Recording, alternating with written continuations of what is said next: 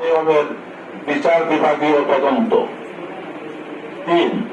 ইব্রাহিম খলিলের উপর হামলার সুষ্ঠু তদন্ত ও দোষীদের দৃষ্টান্তমূলক শাস্তি। 4. সারা দেশে নির্বাচনী অনিয়ম তদন্তে স্বাধীন কমিশন গঠন। 5.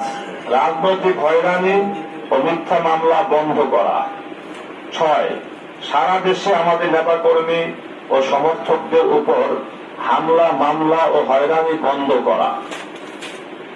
সরকারকে অবিলম্বে আমাদের এই ন্যায্য দাবিগুলোর ব্যাপারে ব্যবস্থা গ্রহণের আহ্বান করছি। সবশেষে আমরা স্পষ্টভাবে জানাতে চাই, ঢাকা 13 কেবল একটি আসন নয়, এটি জনগণের ভোটাধিকার, ন্যায় বিচার ও গণবিশ্বাসের প্রশ্ন। জনগণের রায় বিকৃত করে ক্ষমতার দম্ভ প্রদর্শন করলে তা দীর্ঘস্থায়ী হবে না। জনগণের অধিকার প্রতিষ্ঠার প্রশ্নে আমরা আপোষহীন।